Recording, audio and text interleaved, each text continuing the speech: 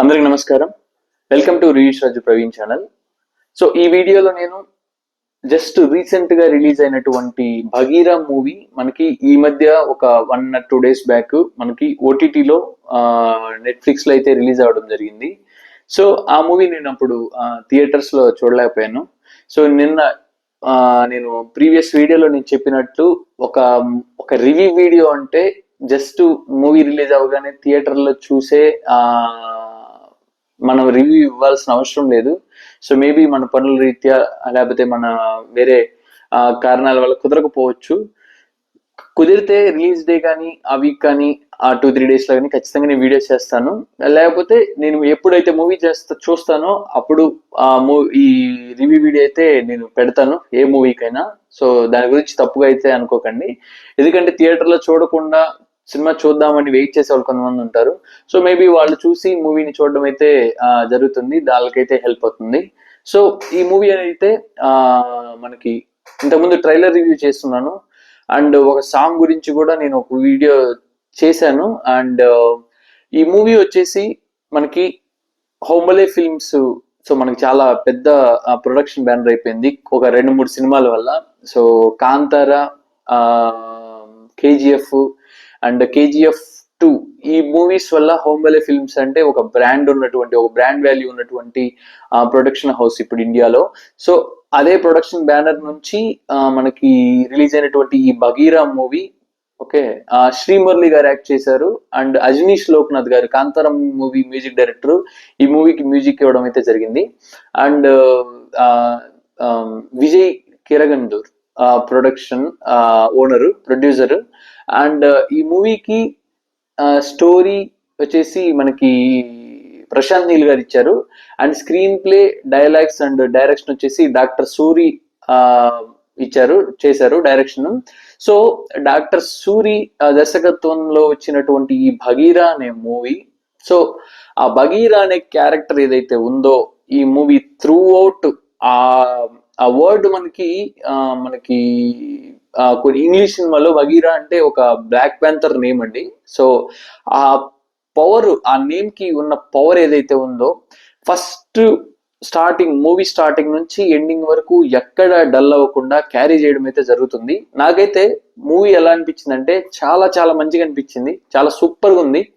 అంటే ఈ మధ్య మనం అంటే డిఫరెంట్ టైప్ ఆఫ్ సినిమాస్ చూస్తుంటాం కదా. సో రొటీన్ గా తీయకుండా ఒక మంచి సోషల్ ఎలిమెంట్ ని తీసుకొని, ఓకే, మన సమాజంలో జరుగుతున్నటువంటి ఒక బ్యాడ్ ని దానిని రన్ చేస్తున్నటువంటి ఒక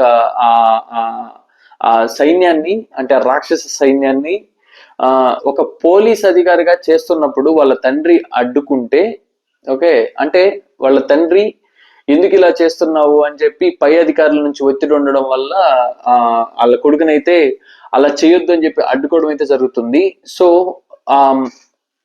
అంటే తన స్వతహాగా ఒక సూపర్ హీరోగా అవ్వాలనుకునే ఒక వ్యక్తి పోలీస్ అవ్వడానికి కారణం అయితే ఇలాంటి సొసైటీలో ఇలా జరుగుతున్నటువంటి చెడు కార్యక్రమాలు కానివ్వండి, ఇవేవైతే ఉన్నాయో స్మగ్లింగ్ కానివ్వండి, రేప్లు కానివ్వండి, కిడ్నాప్స్ కానివ్వండి, ఓకే, వీటన్నిటిని చూసి, ఓకే, వీటిని సాల్వ్ చేసి వీటిని అంతమొందించే ఒక సూపర్ హీరోగా ఎదగాలనుకొని పోలీసుగా అయినటువంటి ఒక వ్యక్తికి తండ్రి అడ్డుకున్నప్పుడు వాటిల్ని ఎలా సాల్వ్ చేయాలి, ఇంకొక దారి ఏముంది అని చెప్పి ఒక వేరే అవతారం సృష్టించుకొని వీటి మీద పోరాడతాడు హీరో. సో అది ఎలా ఉంటుంది, ఏంటి, తను ఎలా మారాల్సి వచ్చింది అని చెప్పేసి ఈ స్టోరీ కదా. సో అంటే ఇన్ని డేస్ అయిన తర్వాత కూడా మూవీ స్టోరీ నేను చెప్పాలా లేదా అనే డౌట్ వద్దు, ఎందుకంటే చాలా మంది మూవీ చూసి ఉండరు.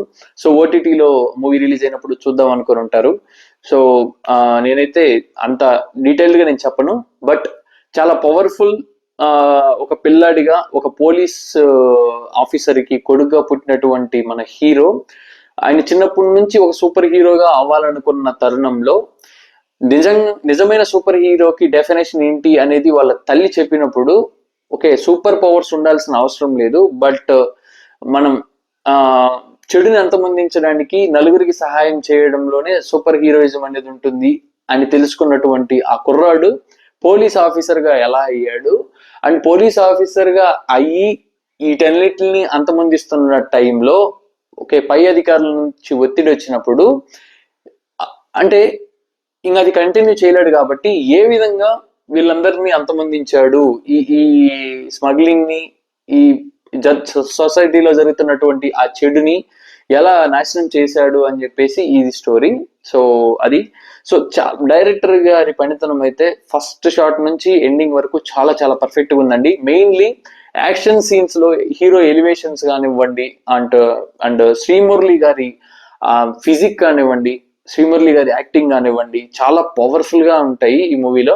మేబీ నాకు అనిపించింది ఏంటంటే ఆ బగీరా మూవీ రిలీజ్ అయినటువంటి ఆ వీక్ లో మొత్తం 4 సినిమాలు అయితే రిలీజ్ అవ్వడం జరిగింది.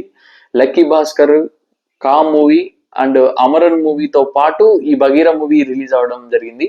సో మేబీ ఆ అన్ని సినిమాలు రిలీజ్ అవ్వడం వల్ల ఆ ఎఫెక్ట్ ఈ మూవీ మీద పడి అంతగా అంటే మౌత్ టాక్ కానివ్వండి, లేకపోతే బయట ఆ పాజిటివిటీ స్ప్రెడ్ అవ్వలేదేమో అని నాకు అనిపించింది. ఎందుకంటే ఈ మూవీలో తీసివేయడానికి కానీ లేకపోతే నెగిటివ్స్ గా మాట్లాడుకునేదానికి కానీ నాకైతే ఏమనిపించలేదు.